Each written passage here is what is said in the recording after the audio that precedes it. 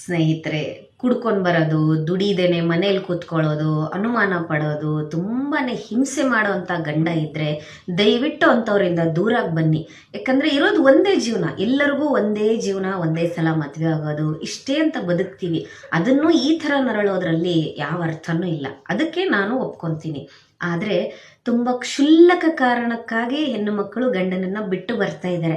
Actually severe problem ಇರೋರು adjust ಮಾಡ್ಕೊತಾ ಇದ್ದಾರೆ, ಅವರೇ ದುಡ್ದು ಗಂಡನ ಸಾಕ್ತಾರೆ. ಆದರೆ ತುಂಬ ಸಿಲ್ಲಿ ಮ್ಯಾಟರ್ಗೋಸ್ಕರ ಗಂಡನನ್ನು ಬಿಟ್ಟು ಬರೋವಂಥ ಹೆಣ್ಣು ಮಕ್ಕಳು ಜಾಸ್ತಿ ಆಗಿದ್ದಾರೆ.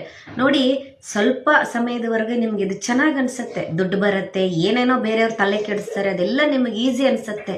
ಆಮೇಲೆ ಇದೆಯಲ್ಲ, ಅದು ನಿಜವಾದ ನರಕ. ಯಾರೂ ನಿಮ್ಮನ್ನು ಒಪ್ಕೊಳ್ಳಲ್ಲ ರೀ, ಮನಸಾರಿ ನಿಮ್ಗೆ ಯಾರೂ ಮರ್ಯಾದೆ ಕೊಡಲ್ಲ. ಒಂದು ಹಂತದವರೆಗೂ ನಿಮ್ಮ ತಂದೆ ತಾಯಿಗಳಿಗೆ ನೀವು ಬೇಜಾರಾಗ್ಬಿಡ್ತೀರಾ, ಬೋರಾಗ್ಬಿಡ್ತೀರಾ. ಹಾಗಾಗಿ ಗಂಡನ ಜೊತೆ ಬಾಳುವಂತಹ ಮರ್ಯಾದೆ ಹೆಣ್ಣಿಗೆ ಎಲ್ಲೂ ಸಿಗಲ್ಲ. ಆದರೆ ಟಾಕ್ಸಿಕ್ ಅನ್ನೋ ಕಡೆ ಇದನ್ನು ಫಾಲೋ ಮಾಡೋಕ್ಕೆ ಹೋಗಬೇಡಿ. ತುಂಬಾ ಸಿಲ್ಲಿ ಮ್ಯಾಟರ್ ಇದ್ದರೆ ದಯವಿಟ್ಟು ಅರ್ಥ ಮಾಡ್ಕೊಳ್ಳಿ, ಅಡ್ಜಸ್ಟ್ ಮಾಡ್ಕೊಳ್ಳಿ. ಇರೋದು ಒಂದೇ ಬದುಕು, ನಿಮ್ಮ ಜೊತೆ ಅವ್ರ ಬದುಕನ್ನು ಹಾಳು ಮಾಡಬೇಡಿ ಅಲ್ವಾ. ನಿಮಗೆ ಸರಿ ಅನಿಸಿದ್ರೆ ಸರಿ ಅಂತ ಕಮೆಂಟ್ ಮಾಡಿ.